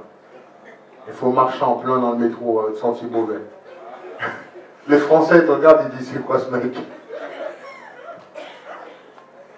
Mais lui, c'est pas que tu as produit, c'est pas. Tu as produit parce que tu as une journée d'embauche demain. Mais qui le sait, tu me produis demain, tu n'es pas pris non plus. Qui comprend? Tu me produis, hein, tu prends bain et tout, tu vas, tu fais tout, hein. Demain, embauche, tu n'es pas pris. Et tu dois retourner, vraiment prendre, fais plus de produits comme ça. Allez voir ton marabout. J'ai marché senti mauvais comme ça dans la rue et j'ai pas été pris. Ah, tu connais, hein, tu connais. Elle connaît, t'inquiète, elle connaît. Il connaît aussi, lui. Les produits, les médicaments, là, qui connaît? Qui a vendé des médicaments? Lève pas la main, lève pas.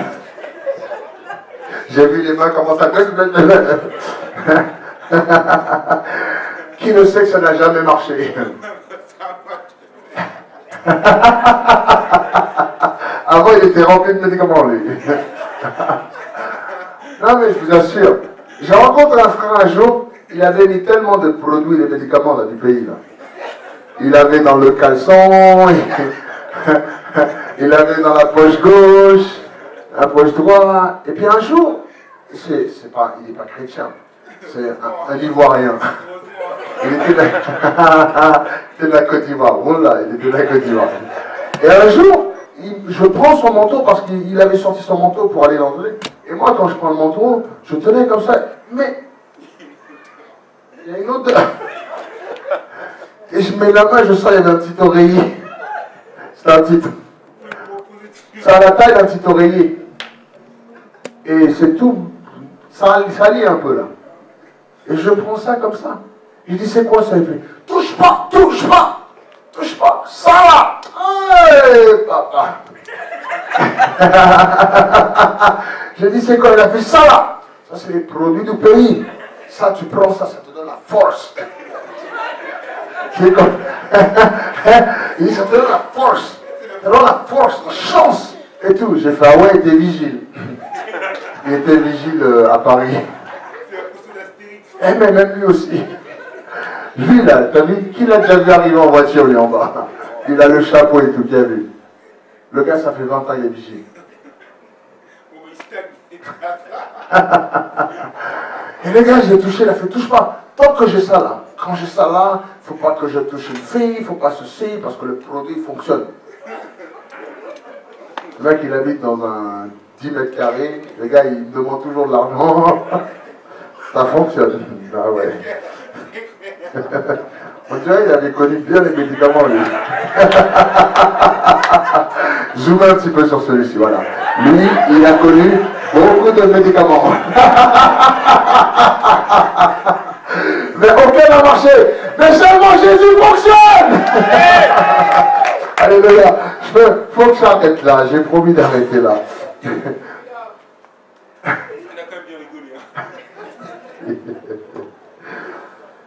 Maintenant, je vais sauter encore, aller plus loin, mes bien-aimés. Dans l'amour. On va aller plus loin dans l'amour de Dieu. Tu vois? Je t'amène petit à petit. Maintenant, la première étape, c'était nous qui n'étions pas bons. Hein. Qui me sauvera de ce corps de mort? Eh bien, Jésus qui est venu porter ce corps de mort et être crucifié à la croix pour nous. Ensuite, les souffrances que nous devons souffrir sur cette terre n'est pas du tout comparable à la gloire que Dieu a déjà préservée pour moi et toi. Qui devions mourir, mon Dieu, nous devions finir en enfer. Laisse tomber Satan. Ne pense pas. Tu ne vas pas en enfer parce que Satan. Tu vas en enfer parce que tu n'as pas Dieu en ta vie. Alors arrête de dire, Satan lui-même va en enfer aussi. Hein. Lui-même, l'enfer est fait pour Satan et ses anges. Donc lui-même est déjà destiné à l'enfer.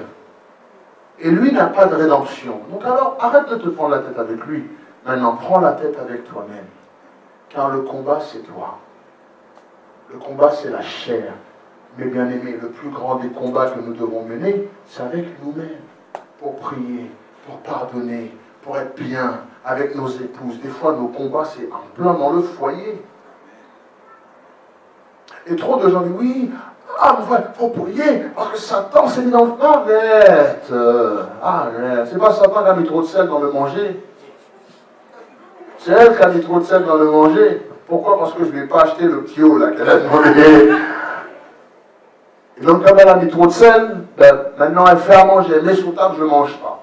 Je viens, je regarde, je goûte un peu, je m'en vais. Ou bien je viens à la maison déjà avec sac McDo, déjà. Qui comprend? Tu viens, il y a déjà McDo. T'as faim, j'ai déjà mangé. Chez qui? J'ai mangé. Ça, on parlera ça dans les couples. Verset 28, donc je saute encore la prochaine étape pour finir. Verset 28. Nous savons du reste que toute chose concourt au bien de ceux qui quoi? Aiment Dieu et de ceux qui sont appelés selon. Donc du reste, mes bien-aimés, nous savons que toute chose concourt au bien pour tous ceux que Dieu aime aussi. Toute chose concourt au bien pour ceux qui aiment Dieu, mais tout est nickel pour tous ceux que Dieu aime aussi. Et nous faisons partie de ceux que Dieu aime. Écoute-moi bien, ce verset-là, il est magnifique. Si toute chose concourt au bien pour ceux qui aiment Dieu, t'imagines, toutes les choses vont concourir au bien pour ceux que Dieu aime à son tour.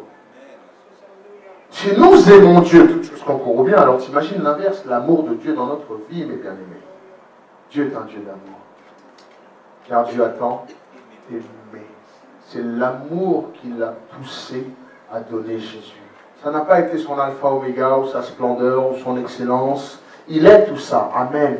Mais je voulais simplement vous montrer que dans une pièce, il y a plusieurs différences. Et les églises, malheureusement, sont dictées selon le cœur du berger. Et ici, moi, je vois Dieu comme un Dieu d'amour. C'est pour ça que je vous pousse tout le temps à... On dit souvent tel père, tel fils. En tant que père spirituel ici, forcément, on doit toujours se pardonner, s'aimer, avoir la grâce dans nos vies. Il dit, toute chose concourt au bien. Et je vais finir avec ça. Car ceux qu'il a connus d'avance, et j'ai parlé de ça il n'y a pas longtemps de ça, ceux qu'il a connus d'avance, il les a aussi quoi? Prédestinés. Attends. Ceux qu'il a connus d'avance, les a prédestinés. Prédestiné à quoi? À être semblable à l'image de son Fils. Et je vais finir avec ça. Ceux qu'il a connus d'avance, Dieu les a prédestinés. Alors, j'adore. Vous n'aimez pas les mots. Moi, j'aime beaucoup les mots. Prédestiné. Dieu connaît la fin de la chose avant d'avoir commencé la chose. Dieu voit tout à l'envers. Et il a parce qu'une destinée, c'est la fin. N'est-ce pas? On est d'accord. Une destinée, c'est ce qui arrive après. Mais lui, il a déjà prédestiné. Nous tous qui sommes là à être semblables à Jésus-Christ, si nous acceptons Christ en nous. Ça veut dire, Marie, que lorsque tu as accepté d'avoir Jésus dans ta vie, pris le baptême, Dieu maintenant te regarde et voit Jésus en toi. Parce que Jésus est mort à la croix, a crucifié la chair. À partir de maintenant, à chaque fois l'Éternel me regarde, c'est Jésus-Christ qu'il voit, qu'il accepte et qu'il décide de voir. Toutes choses concourent bien, mes bien-aimés. Regardez, tous ceux qu'il a connus d'avance, il les a aussi, quoi? Prédestinés à être semblables à l'image de son Fils, afin que son Fils soit le premier-né de beaucoup de frères et sœurs. Regardez, et ceux qu'il a prédestinés, il les a aussi appelés. C'est beau ça. Non seulement nous sommes prédestinés à être semblables à Jésus-Christ, mais nous sommes aussi appelés. Dieu m'a appelé. Je suis désiré de Dieu. Je suis un enfant désiré. Je ne suis pas issu d'un accident. Je suis désiré. Prédestiné et aussi appelé. Sachez votre place en Jésus-Christ, mes bien-aimés. Mes sœurs, mes frères, vous êtes aimés de Dieu. Vous êtes les femmes de Dieu, les hommes de Dieu. Vous êtes prédestinés à être semblables à Christ, mais pas seulement ça. Vous êtes aussi appelés. Prédestinés de devenir à l'image de Christ. Ça veut dire que vous pouvez le faire. Vous pouvez marcher en victorious living. Vous pouvez marcher en vie victorieuse. Vous pouvez être debout. Vous pouvez prier. Oui, vous pouvez pardonner. Oui, vous pouvez dire oui. Vous pouvez dire non. Vous avez ce pouvoir en vous. Vous êtes prédestiné. Le terme prédestiné veut dire tu as un don en toi qui est déjà là, qui est dormant, qui est là. Tu as une onction en toi, tu as une chose en toi qui est déjà présente, mes bien-aimés. Ne pense pas que tu es petit. Ne pense pas que tu n'es rien. Ne pense pas que tu n'arriveras à rien. Ne pense pas que oui, ben c'est le pasteur qui prêche, c'est lui qui prêche, c'est pas moi, je ne prêcherai pas comme ça. Ou c'est lui qui prie, moi je ne prierai pas comme ça. Ou bien c'est Paul, Paul était grand. Oh, quel homme de Dieu. Oh. Et puis que tu lis, non, non, non. Tu est aussi prédestiné comme Paul à avoir cette onction en toi. Tu as cette possibilité parce que tous ceux qu'il a connus, il les a aussi prédestinés. Donc notre destinée est déjà établie et il l'avait déjà fait en avance. Écoute-moi bien. Tous ceux en Jésus-Christ, toutes les bonnes choses qui m'arrivent avaient déjà été préparées pour moi. Toutes les bonnes choses qui m'arrivent avait déjà été préparé pour moi. Tous les endroits que je vais, toutes les décisions pour l'éternel que je fais, toutes les choses, l'éternel les avait déjà mis là pour moi. C'est comme, écoutez-moi bien, sur ce chemin qui mène à Dieu, c'est comme un père qui a caché des bénédictions dans la maison pour ses enfants. Amen. Des fois, je fais ça à mon fils, je cache des choses. Des fois, je mets des gros trucs, je mets, faut chercher, c'est derrière quelque chose de bleu. Et mon fils, il court, il ouvre, ah, DVD. Donc, il nous donne ces directions. Mais écoute-moi bien, si on les fainéants, on ne les cherche pas, on ne les trouve pas. N'est-ce pas? Si on ne fait rien, si on ne se décortique pas à l'église, si on ne se lève pas, si on ne dit pas, pasteur, j'aimerais chanter, j'aimerais faire quelque chose, j'aimerais danser, j'aimerais faire, pasteur, est-ce que je peux démarrer tel groupe à l'église, est-ce que je peux faire ceci, est-ce que je peux faire cela, pasteur, qu'est-ce qu'il faut que je fasse, est-ce que je peux faire ceci, est-ce que je peux venir, est-ce qu'on, pasteur, est-ce que j'aimerais qu'on crée une société ensemble, j'aimerais voir. Si on ne cherche pas, nous ne les trouvons pas. Et ces choses-là, Dieu les a déjà prédestinées pour toi et moi. Le succès, écoute-moi bien, tu sais que je ne suis pas médiocre et que le succès est déjà prédestiné pour moi. Donc tout ce que je fais, je réussirai par la gloire de Dieu. Parce qu'il l'a prévu que ses enfants aient du succès. Il faut que je finisse, c'est trop bon. Là, c'est là ça c'est une troisième étape de l'affaire. Ceux qu'il a prédestinés, il les a aussi appelés. Et ceux qu'il a appelés, il les a aussi justifiés. C'est que Dieu justifie le fait qu'il m'aime. Il justifie le fait qu'il m'a appelé. Et toute chose qui m'arrive, il va me justifier. Ça veut dire qu'il va me rendre juste. Même quand je trébuche, il me lève et il me rend juste. Même quand je ne veux plus avancer, il va prendre le temps, il va me pousser. C'est comme ce moniteur, ce drill instructor. Ce GI qui est à côté. Come on! Même quand je commence à perdre patience, il se vient, et quand je suis vraiment down, il me lève, il me redresse, il me justifie. Écoute, Dieu a investi en nous. Vous êtes chacun un investissement énorme pour Dieu. C'est comme Dieu, c'est comme ceux qui ont les chevaux de course. Maman, c'est énormément de millions dans ces chevaux. Et bien ces chevaux sont petits soins. Ils se lèvent généralement sur le coup de 6 heures, courent jusqu'à 8 heures et c'est fini. Hein. La journée est terminée. Après, c'est balade. Ils mangent le meilleur. Ils sont toujours quoi? Ces chevaux sont tellement hautains qu'ils marchent comme ça. Ils ont appris à être hautains. Qui le sait? Qui a vu les chiens popounés? Ils sont hautains aussi. C'est parce qu'ils ont appris à l'être. Ils ont appris où ils étaient.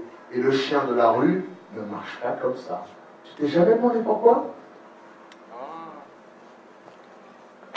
Parce qu'il a appris. Il sait qui il est, il sait qui est son maître, il sait ce qu'il est en train de manger.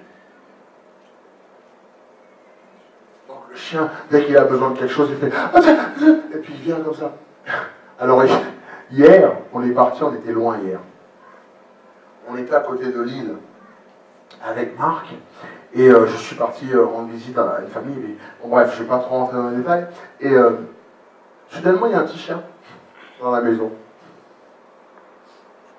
Le petit chien, il saute sur le canapé. Il saute sur moi. Et moi, je fais genre, tout va bien. Quoi. Mais moi, ça ne me dérangeait pas. Mais sauf que c'était le mauvais côté du chien qui était sur ma main. C'était le derrière. Le chien, il fait ça. C'est un pincher. Oh, maman. Et puis tu vois, il fait Ih et puis t'es là, et puis j'enlève ma main, il est sur mon pantalon, Ih et je fais bon, ok, je le tue quand le chien. Et tout doucement, je fais ah ouais. Et j'ai tapé quelqu'un là. Et puis le chien il avance comme ça, et puis le chien il se retourne. Et là, maintenant je peux le caresser. Non, tu n'as pas besoin de. Je suis l'invité, moi. Après le chien. Oui, là c'est vrai. Marc il est assis sur le canapé. Le chien il saute à côté du canapé. Et on mange des crackers, ça. On est là, on discute. Ah, Pasteur Joseph, ça me fait plaisir. Vous avez à la télé, nanani. Et puis le chien il fait. Atchoum, atchoum. Et Marc il me regarde, je fais. Parce que Marc, il aura été. Alors il y a la dame, le monsieur, le fils de la dame, la belle-fille de la dame, Marc et moi, nous sommes là. Ensuite le chien il fait. Mais c'est tout petit. Et tout. Et puis le mec il avait le gâteau là. Et puis ensuite il nous propose, Marc il fait. Et Marc il prend un petit gâteau, et il l'a tenu jusqu'au bout. Et à la fin quand la dame a dit allons manger, Marc il fait ah ouais c'est. Mais c'était horrible. Mais ce chien-là était hautain. Oh là là. Il montait sur les gens. Qu'est-ce que le chien va faire ça? Le chien te regarde, il fait tiens, regarde, je t'écrase, regarde tout, regarde tout. Moi j'imagine les chiens, ils parlent. Viens ici. Ah ouais, regarde. Puis ça en va. Bon, on avance. Il faut que je finisse. Ce qu'il a justifié, il nous a aussi glorifiés. Mais bien aimés, nous sommes glorifiés. Glorifié veut dire, la gloire veut dire le poids de Dieu, n'est-ce pas? La gloire de Dieu, c'est le poids de Dieu. Un exemple tout simple. Si M. Sarkozy rentre ici, on va sentir la gloire du pays dont il porte sur ses épaules. Tu comprends ce que je veux dire? C'est-à-dire qu'il y a une prestance. Et la gloire de Dieu, c'est le poids de l'éternel, c'est toute la splendeur de Dieu qui rentre. C'est comme quand tu as un roi, une reine qui rentre, il y a une prestance. Vous comprenez? Chaque personne peut avoir un charisme, une prestance quelconque. Et là, Dieu a dit que nous, il va nous glorifier. C'est-à-dire qu'il va mettre sa gloire sur nous. C'est pas là qu'il nous la donne ou il la partage, hein, non? Mais, puisqu'on va porter le nom de l'enfant de Dieu, nous allons pouvoir nous comporter comme les enfants de Dieu. Nous allons être glorifiés. Et bien aimé, toi et moi qui méritions la mort, par la loi, à cause du péché dans notre chair, grâce à Jésus-Christ qui a pris la croix, nous sommes justifiés, appelés, prédestinés, glorifiés. Tout ça en Jésus-Christ. Verset 31. Que dirons-nous donc à l'égard de ces choses? Si Dieu est pour nous, qui sera contre nous? Verset 37, je saute. Verset 37, qu'est-ce qu'on dit? Alors maintenant, toutes ces choses, nous sommes quoi? Nous sommes plus que vainqueurs. Là maintenant, tu vas comprendre le vrai sens. Il dit, mais écoute, il y a des vainqueurs, mais nous, franchement, nous qui ne méritons rien, nous sommes vraiment plus que vainqueurs. De là où Dieu nous a sortis, qui a vu dans les JO un jour un petit pays d'Afrique qui est venu pour nager? C'était la Guinée. Exceptionnel. J'ai revu ça encore, j'en parle partout. Ce mec-là, il n'était même pas... Les blagues, ça nage pas. Déjà, le mec, il aurait dû courir la vitesse ou faire le marathon. Le mec, il vient dans les courses. Et puis tout le monde est là comme ça, et puis tout le monde a fait un faux départ. Et c'est une claque de la gloire de Dieu. Écoute, que ce mec soit chrétien, pas chrétien, j'en ai rien à faire. Je sais que c'est une claque de la gloire de Dieu. C'est l'Éternel qui a montré une leçon. Écoutez-moi bien. Toute bonne chose vient de l'Éternel. Et le fait que tous ces athlètes exceptionnels sont au départ, et tous font un faux départ, et le seul mec qui ne sait pas nager est resté debout. T'as vu après quand tu nous dis les règles, c'est qu'il faut. Tu as vu? Il faut sauter à l'égide, chez le mec qui fait. Il a fait le plus long temps du monde entier, de tous les temps, de toute la décennie de la Voie lactée, de la circonférence de la Terre. Et puis quand il est arrivé, il a fait... Il était au bord du truc et tout le monde regardait. Vous avez gagné. Le gars, il allait écouler, il fallait sortir. Il a fait juste un aller-retour. Non mais t'imagines, juste un aller-retour, le mec, il a failli se noyer. Il était venu aux Jeux Olympiques. Il n'y a pas de temps de... Non mais attends, pour n'importe qui va aller aux Jeux Olympiques. Bah attends, non mais il n'y a pas de qualification de venir en même temps. Ben, le mec, il disait, non, il y a eu un truc. Mais non, il y a eu un truc. Il a dû se doper, il a dû envoyer les urines d'un autre, et puis les tests d'un autre gars, parce que qui a vu le gars, ça n'allait pas nager? Il était aux Jeux Olympiques. Et le gars, il est rentré. Il est rentré, il est comme ça. Qui a vu, je ne sais plus, j'ai de présenter. Il n'y a personne à battre ce record, mon frère. Mais il a fait tous les plateaux de télé de la Guinée.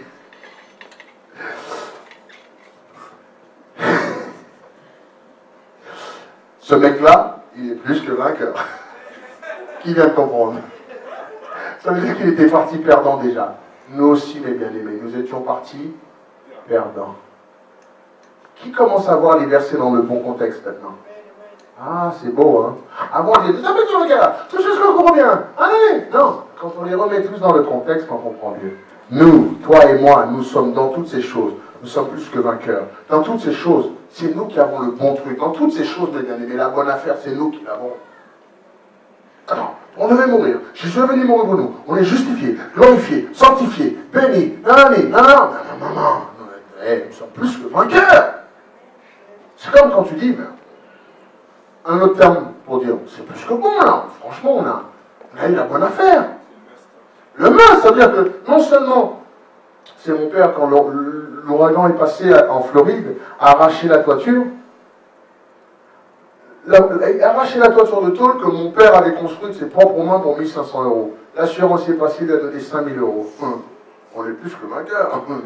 Mon père l'a fait, puis ça a touché ma voiture aussi. Le gars l'a fait, ok, d'accord, la voiture elle vaut combien? Bah écoutez, là, ça va coûter, il dit pour une voiture complète, je vous donne 5 000 € pour la voiture. Mon père allait la vendre 2 000 €. On est plus que vainqueurs. Plus que vainqueurs. Donc à la fin, mon père est sorti, et puis on était dans la maison, on m'a dit, et justement, les assurances ont tellement donné plus, et la voiture voulait 2 000 €, la vieille voiture qui lui restait. La toiture, c'est moi, on a galéré pour monter en tôle, on a lu. Ensuite, on a vendu, non seulement ça, on a été payé par l'assurance pour ça. Ensuite, il y a un camion qui est venu, qui nous a racheté la lue, qui nous a donné 1000 et quelques dollars pour... Nous sommes plus de vainqueurs. C'est comme le gars qui est porté aux Jeux Olympiques et qui retourne avec la médaille d'or. Et il ne sait pas nager. Quelle honte. Mais bien aimés, toi et moi, brillants que nous étions, et pour finir, nous sommes plus que vainqueurs dans cette affaire. Alors arrêtons de jouer avec ça. Dieu est un Dieu d'amour qui nous pardonne. Et bien aimés, si vous restez comme ça, le jour où toi, Christopher, toi, Josiane, toi ou moi, nous arrivons au ciel, les anges nous regardent et vont dire, franchement, vous êtes plus que vainqueurs, les gars. Parce que vu ce qui attend ceux en enfer, nous sommes plus que vainqueurs. Les anges n'ont pas eu de possibilité de rachat. Avant Jésus-Christ, Abraham, Adam, tout ça n'ont pas été glorifiés. Ils ont dû attendre dans le sein d'Abraham. Nous, en Jésus-Christ, nous avons immédiatement cette corps glorifié et nous sommes l'armée de Jésus. Nous sommes plus que vainqueurs. Nous qui méritions. C'est comme le gars qui a volé le poulet dans le poulailler du roi. Le roi le gracie, l'affranchit, le prend, l'embauche dans sa cour, l'embauche pour s'occuper de tout le volaille de la cour. Le mec n'a plus jamais à voler un poulet. Il est plus que vainqueur. Il méritait de mourir. Il a été gracié. En même temps, le mec, il a un boulot. toute sa famille est là, il n'a plus à voler pour sa famille, et il s'occupe même du propre truc qu'il devait voler. Qui dira qu'il est plus que vainqueur? Il s'en est plus que bien sorti. C'est notre terme à nous, il s'en est plus que bien sorti. Quel autre terme on peut utiliser? Il s'en est bien tiré. C'est tout bénef. C'est le pied. Je ne sais pas si c'est un bon mot ça, j'ai vu tout le monde rire derrière. Donc en termes bibliques, nous sommes plus que vainqueurs. Par celui qui nous a aimés. Et donc, mes bien-aimés, pour finir avec ça, car j'ai l'assurance que ni la mort, ni la vie, ni les anges, ni les dominations, ni les choses présentes, ni les choses à venir, ni les puissances, ni la hauteur, ni la profondeur, ni aucune autre créature ne pourra me séparer de cet amour que tu as manifesté en notre Seigneur Jésus-Christ. Et Paul a dit, écoute-moi bien, vu d'où je viens, vu ce qui se passe dans ce corps, vu le bonhomme que j'étais, et tout ce que Dieu m'a préparé, maman, rien ne pourra m'arracher de cet amour. Ni la méchanceté que j'avais, ça Dieu l'a surpassé. Ni la non-possibilité que j'avais, Dieu m'a pardonné. Ni cette amertume que j'avais, Dieu m'a libéré de tout ça. Maintenant, ni la mort, ni la vie, ni rien ne pourra m'arracher. Je suis plus que vainqueur. Non, aucun ange, tu viens, bam, maladie, tu viens, bam, quoi que ce soit, bam, parce que rien ne pourra m'arracher de l'amour de Dieu. Écoute-moi bien, qui est Dieu pour moi? C'est un Dieu d'amour.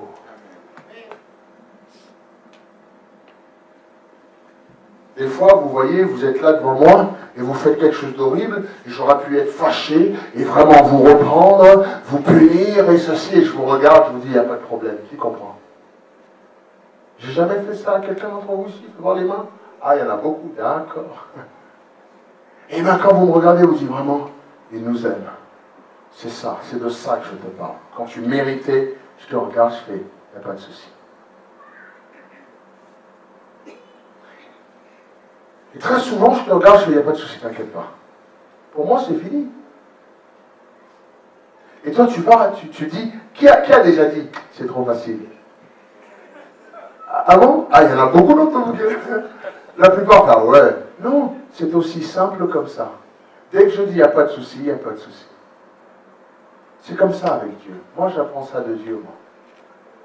Mais bien aimé, si toutes ces choses-là, pour fils, si toutes ces choses, je ne vais même pas aller plus loin, parce que le nef est encore magnifique, on verra ça mercredi prochain. Mais dans toutes ces choses, nous sommes plus que... Donc, ni la mort, ni la vie. Répète avec moi. Nous sommes plus que... Alors, car j'ai l'assurance que ni la mort, ni la vie, ni les anges, ni les dominations, ni les choses à venir, ni les puissances, ni la hauteur, ni la profondeur, ni aucune autre créature ne pourra nous séparer de l'amour de Dieu manifesté en notre... Waouh! Eh bien, ça veut dire que là, c'est rien. Que je meurs, c'est en Jésus-Christ. C'est bon, je vais au ciel. Que je vis, ben rien, ça ne pourra pas. Ça veut dire que même la vie que je mène sur terre ne pourra pas me séparer de cet amour. Que je meurs, ça ne pourra pas me séparer de cet amour. Les anges, c'est pas possible. Les dominations, ça veut dire les anges déchus, les sataniques, c'est pas possible. Les choses présentes, c'est pas possible. Les choses à venir, c'est pas possible. Les puissances, c'est pas possible. Les hauteurs, c'est pas possible. Les profondeurs, non, c'est pas possible non plus. Ni aucune autre créature. Ok, donc qu'est-ce qui reste encore? Ben, rien. À cause de cet amour, Dieu a fait en sorte que rien ne peut nous arracher de cet amour. Est-ce qu'on peut se lever ensemble? Si je retourne là, je vais encore parler. Vous allez me dire encore que je parle trop. Qui a compris que j'aime Dieu? Ah. Et si tu poses la question, tu dis, qui est ce Dieu pour ton pasteur? Tu diras quoi? Un Dieu d'amour. Lui, il voit Dieu comme un Dieu d'amour. Moi, j'ai vu l'amour de Dieu manifesté dans son Fils Jésus. Seigneur, merci pour cet amour. Nous ne sommes pas dignes d'un si grand amour. Je ne sais pas pourquoi tu m'aimes autant. Forcément, ce n'est pas par rapport à moi. Donc je dois comprendre que c'est grâce, c'est à cause de Jésus-Christ en nous. Tu es toujours prêt à me pardonner, tu m'aimes toujours parce que c'est Jésus qui est en moi. Tu aimes mes bien-aimés qui sont là, les sœurs et frères. Tu es toujours prêt à nous pardonner, nous donner un nouveau chemin, un nouveau départ. C'est comme un père qui avait perdu son fils et qui a donné son cœur, les poumons, les yeux, à un autre qui en avait besoin. Tu vas l'aimer comme ton fils. Seigneur, Jésus vit en moi et ce n'est pas parce que je suis meilleur que personne ou je suis super bien, au contraire, Seigneur. C'est parce que tu vois ton fils en moi, ou tu désires voir ton fils en moi. Et tant que nous gardons Jésus-Christ au centre de notre vie, je crois, Seigneur, que tu nous aimeras. Donc ce soir, je remets Jésus-Christ au centre de ma vie. Est-ce qu'on peut prendre juste 5 minutes pour prier? Allez-y, priez.